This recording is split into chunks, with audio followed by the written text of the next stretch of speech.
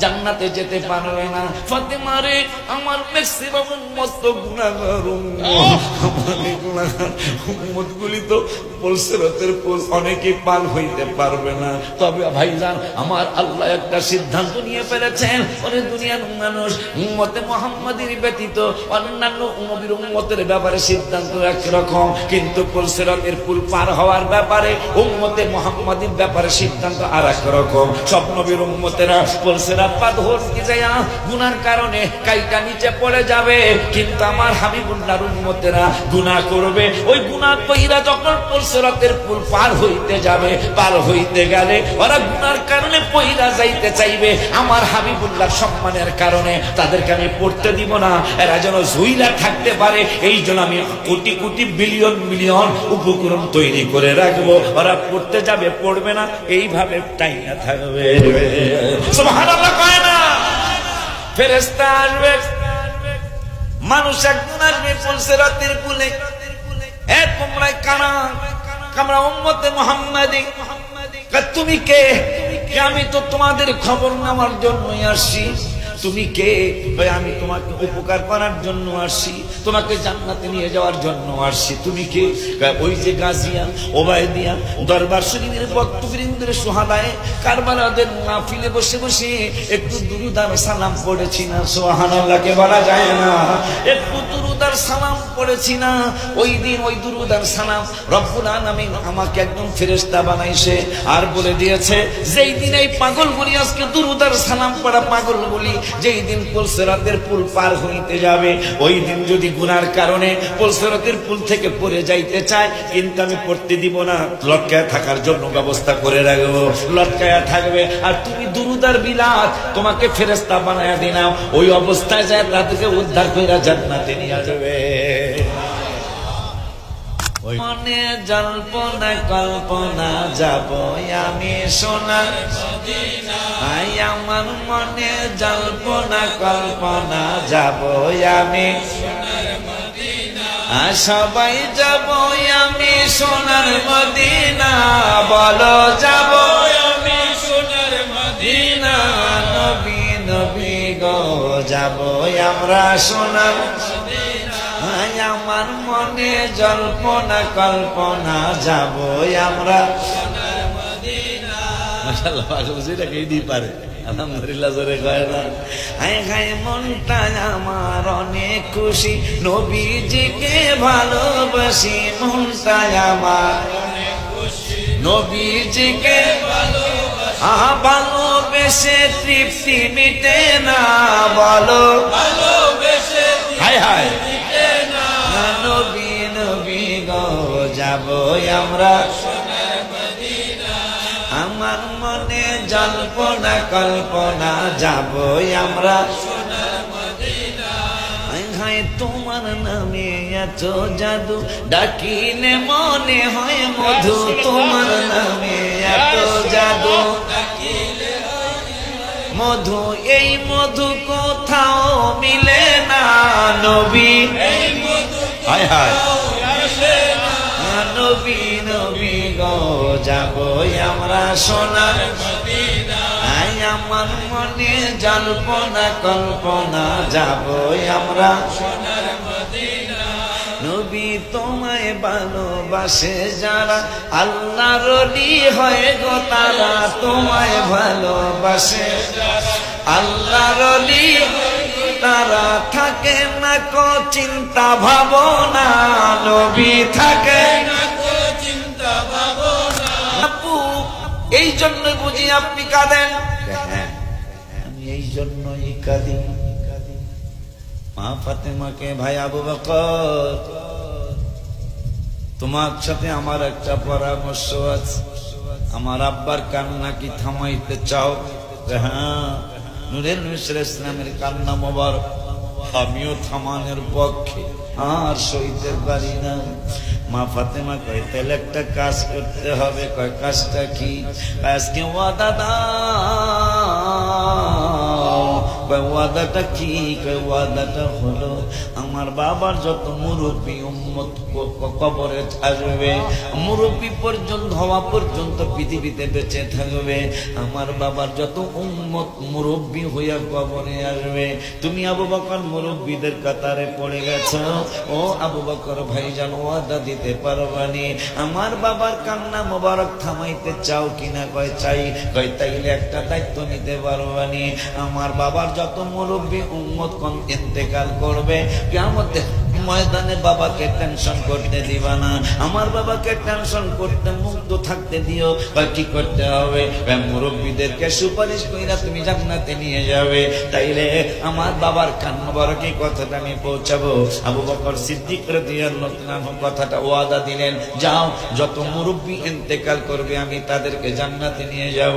এই ব্যাপারে নূরের নবী টেনশন করতে নবীকে টেনশন করতে দিব না। ডাক দিলেন আলী কালামুল্লাহ ওয়াজহু রাদিয়াল্লাহু তাআলা আনহু, ও হাসান হুসাইনের বাবা, তোমার কাছে আমি একটু জানতে চাই, মধ্যম বয়সের যতগুলি মানুষ মারা যাবে আমার বাবার, ওই মধ্যম বয়সের উম্মত গুলিরে তুমি সুপারিশ করে জান্নাতে নিয়ে যাবে। আলী কারামুল্লাহ ওয়াজহু রাদিয়াল্লাহু তাআলা বললেন, ফাতেমা যাও, ওয়াদা দিলাম আমার তোমার আব্বার আমার নূরের নবীর মধ্যম বয়সের উম্মত গুলিরে আমি সুপারিশ করে জান্নাতে নিয়ে যাব। হায় হায় হায় হায়, ইমাম হাসান এবং হুসাইন রাদিয়াল্লাহু তাআলা আনহুমাকে ডাক দিলেন, ও হাসান হুসাইন, তোমার নানা যান 1 ঘন্টা হয়ে গেল কান্না থামায় না, তোমার নানা যান 2 ঘন্টা হয়ে গেল কান্না থামায় না, তোমার নানা যান 3 ঘন্টা হয়ে গেল কান্না থামায় না। তোমার নানা জানকে কান্না থামানোর জন্য আবু বকরকে মুরব্বীদের দায়িত্ব দিয়েছি, তোমার বাবা আলীকে মধ্যম বয়সের মানুষগুলার দায়িত্ব দিয়েছি, তোমাদের 2 ভাইকে আমি ডেকে আনলাম। আমার আব্বা জানেন যত ছোট্ট ছোট্ট উম্মত গুলি কবরে যাবে, যাদের বালেগ না বালেগ অবস্থায় কবরে যাবে, তোমরা কি একটা ওয়াদা দিতে পারবানি? তোমরা কি একটা ওয়াদা দিতে পারবানি? বাবার জন্য মেয়ের কত মায়া।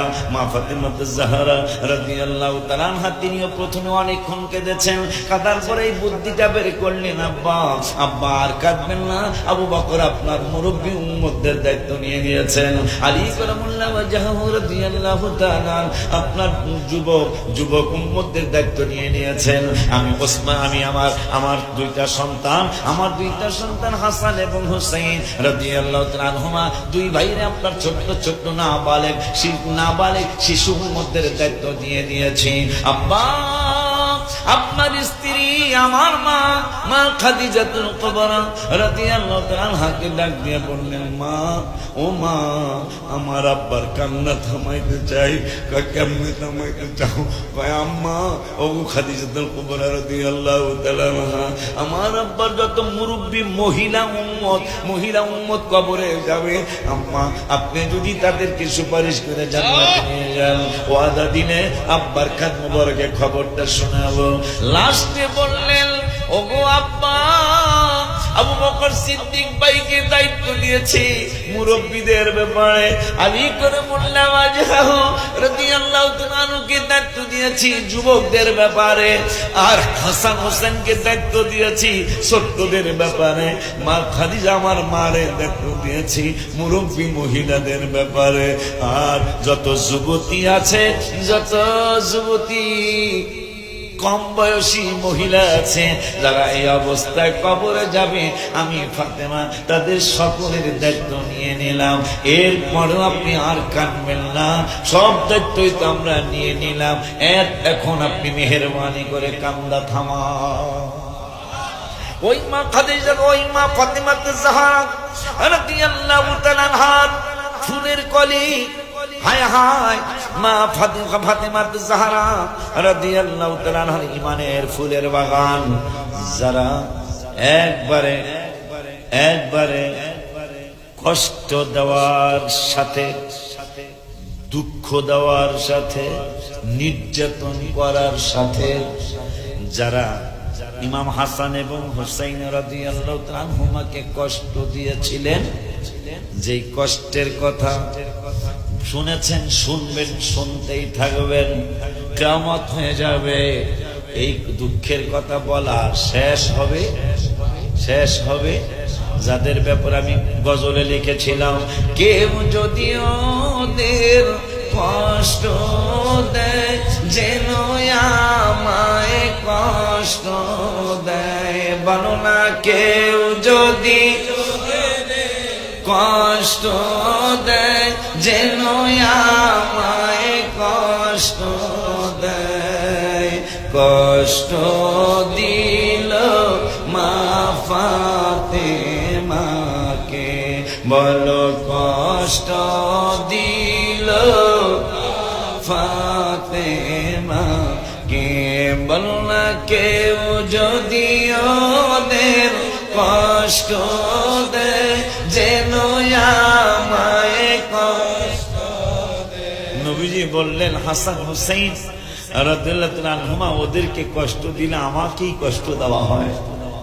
এই হাদিসটা পড়ার পরে এই গজলটা আমি লিখেছিলাম। নবীজি বললেন, ওদেরকে কেউ ভালোবাসলে আমাকেই ভালোবাসা হয়, ওদেরকে কষ্ট দিলে আমাকেই কষ্ট দেওয়া হয়। পরে আমি এই গজলটা লিখলাম, কেউ যদি ওদের কষ্ট দেয় যেন আমায় কষ্ট দেয়। বলো না, কেউ যদি এর কষ্ট দেয় যেন আমায় কষ্ট দেয়। কষ্ট দিল মা ফাতেমাকে, বলো কষ্ট দিল ফাতেমাকে। জান্নাতের সরদার যাহারা শহীদ করলো কাহারা, জান্নাতের সরদার যাহারা কষ্ট, জান্নাতের সরদার যাহারা শহীদ করলো কাহারা। বুঝবি তোরা হাসরের মাঠে, কষ্ট দেওয়ার তো সীমা আছে, কি ওনাদেরকে কষ্ট দেওয়ার সীমা ছিল না। ইমাম হাসান রাদিয়াল্লাহু তাআলা অনেক কথা, তাকে বিষ পান করাইলেন এজিদের পরামর্শে। নাউজুবিল্লাহ, সে বলে ভালো মানুষ, নাউজুবিল্লাহ। বিষ পান করানোর পরে কোন কিতাবে আসছে 3 বার পান করাইছে, কোন কিতাবে আসছে প্রথমবারই পান করানোর পরে 40 বার বা 39 বার বাথরুম হওয়ার পরে 40 বারের সময় তিনি শহীদ হয়ে গেলেন। ইন্না লিল্লাহি। প্রথমবার যখন পান করাই, বিষ পান করালেন, করানোর পরে ইমাম হাসান রাদিয়াল্লাহু তাআলা ডাক্তারের কাছে গেল না, ক্লিনিকে গেল না, কবিরাজের কাছে গেল না, কোনো কারো কাছে না গিয়ে একটা দৌড় মারলেন। দৌড় মাইরা যায় নানা জানেন রওজা মুবারকের সাথে পেট মুবারক আরে লাগায় নানা জানকে ডেকে বলে, নানা আপনি শুনছি, আপনার কথা শুনেছি, আপনি নাকি কবিরাজদের কবিরাজ, আপনি নাকি ডাক্তারের ডাক্তার, নানা আপনি নাকি ডাক্তারদের ডাক্তার, জ্ঞানীদের জ্ঞানী, বুদ্ধিমানদের বুদ্ধিমান।